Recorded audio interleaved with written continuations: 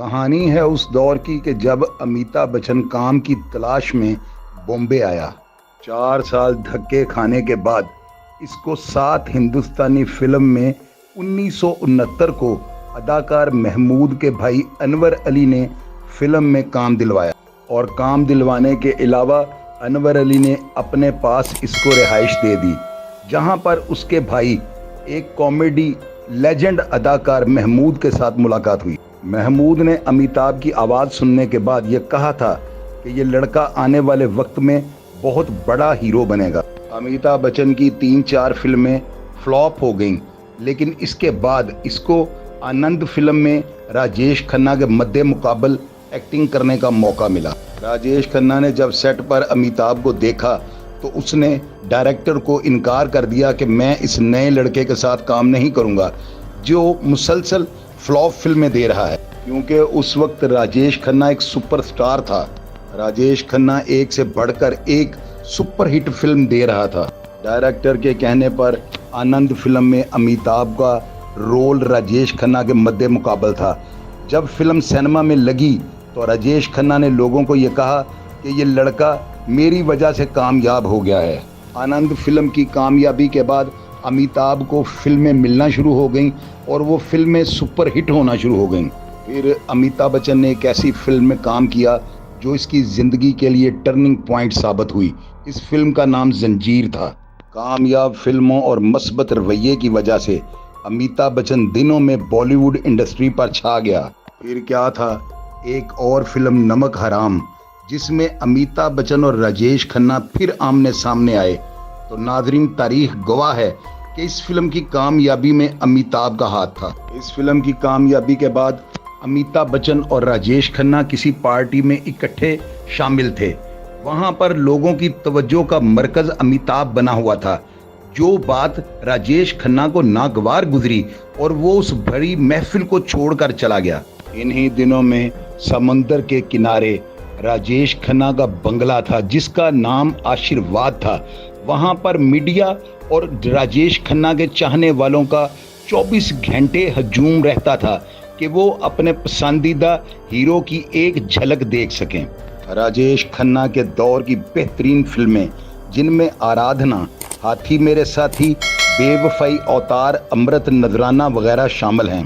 राजेश खन्ना से अक्सर लोग पूछते थे कि अमिताभ की कामयाबी की क्या वजह है।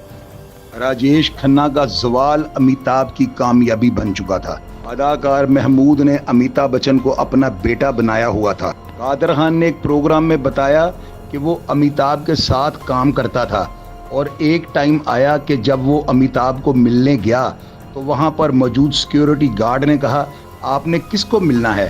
तो कादर खान ने कहा, मैंने अमित को मिलना है।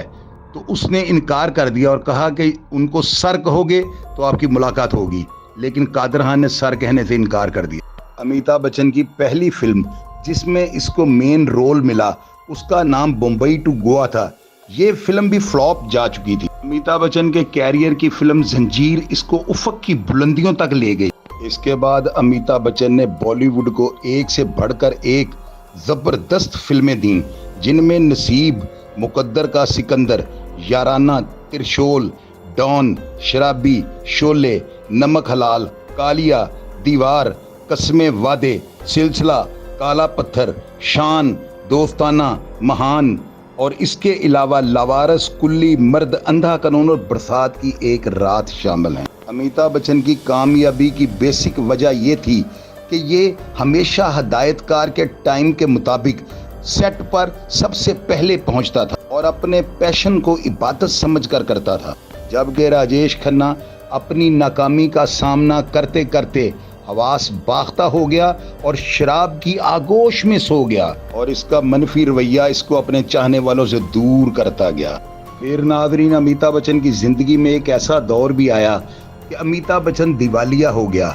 इसका बंगला जो है उस पर कब्जा कर लिया गया।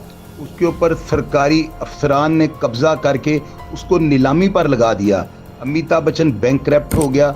लोगों के कर्जे की वजह से इतना कर्जों के बोझ तले दब गया कि दोबारा खड़ा होना ही मुश्किल था। इसके बावजूद अमिताभ ने किसी के आगे हाथ नहीं फैलाए। इन हालात में अमिताभ बच्चन के एक चाहने वाले वीरू भाई ने अपने बेटे अनिल के हाथ अमिताभ को पैगाम भेजा कि कुछ पैसे ले लो और अपना मुश्किल वक्त जो है इसको गुजार लो। लेकिन अमिताभ बच्चन ने जवाब दिया कि मैं पहले ही कर्जों के बोझ तले दबा हुआ हूँ, तो मैं पैसे चूके वापस नहीं कर सकता और मेरे हालात दिन ब दिन नीचे जा रहे हैं, लिहाजा मैंने कर्जा नहीं लेना। फिर दोबारा हालात की काया पलटी और अमिताभ बच्चन को काम मिलना शुरू हो गया। अमिताभ बच्चन को हिंदुस्तान का सबसे बड़ा प्रोग्राम कौन बनेगा करोड़पति में मेज़बानी के फ़राइज़ अंजाम करने का मौका मिला और आज अमिताभ बच्चन को एक एपिसोड का 6 करोड़ रुपया मिलता है और आज अमिताभ बच्चन 3,380 करोड़ का मालिक है। इसकी फैमिली के असासे अलग हैं। फिर जब अमिताभ बच्चन पर अरूज आया और इसको हिंदुस्तान में बिग बी के नाम से जाना जाने लगा, तो वही बीरू भाई इसको एक पार्टी में मिलते हैं और लोगों को बताते हैं कि अमिताभ इतना खुद एतमादी वाला इंसान है कि इसने क्राइसिस में भी मेरा कर्ज लेने से इनकार कर दिया था और इसकी यही खुद एतमादी आज दोबारा इसे ज़ीरो से हीरो बना चुकी है। नाजरीन, जब अरूज आता है तो इंसान अपनी औकात भूल जाता है और इंसान के दिमाग से ये बात निकल जाती है कि वो कितनी बड़ी बड़ी गलतियां कर रहा है और फिर जब वो ज़वाल पजीर होता है तो वो छोटी छोटी चीज़ों की निशानदेही करता है और उसको सब कुछ याद होता है कि मैं किन हरकतों और किन रवैयों की वजह से आज फिर दोबारा ज़ीरो पर आके खड़ा हो गया हूँ। और नाजरीन, आखिर में आपको ज़रूर ये बताऊँगा कि हसद, बुग़्ज़ और गुरूर से भरा राजेश खन्ना, जिसका नाम लाइफ टाइम अचीवमेंट अवार्ड के लिए मुंतखब हुआ, लेकिन जब वो अपना अवार्ड लेने के लिए स्टेज पर पहुंचा तो अमिताभ बच्चन को अवार्ड देने के लिए मुंतखब किया जा चुका था। अमिताभ बच्चन से जब राजेश खन्ना को ये अवार्ड मिला तो राजेश खन्ना अपने जज्बात पर काबू ना रख सका और अपनी फिल्म दाग का एक शेर सुना दिया, इज्जतें, शोहरतें, चाहतें, उल्फतें, कोई भी चीज़ दुनिया में रहती नहीं। आज मैं हूँ जहाँ कल कोई और था, ये भी एक दौर है, वो भी एक दौर था। तो लिहाजा हमेशा अपने मस्बत रवैयों के साथ मेहनत करें, कामयाबी आपके कदम चूमेगी।